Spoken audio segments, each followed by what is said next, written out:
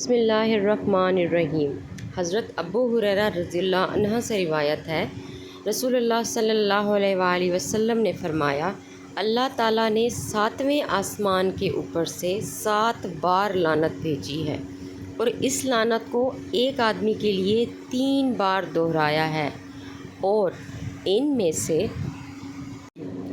ہر ایک آدمی پر 3 بار لعنت بھیجی ہے، اور ان لعنتوں میں سے صرف ایک ہی لعنت آدمی کی ہلاکت کے لیے کافی ہے، اور وہ لعنتیں یہ ہیں۔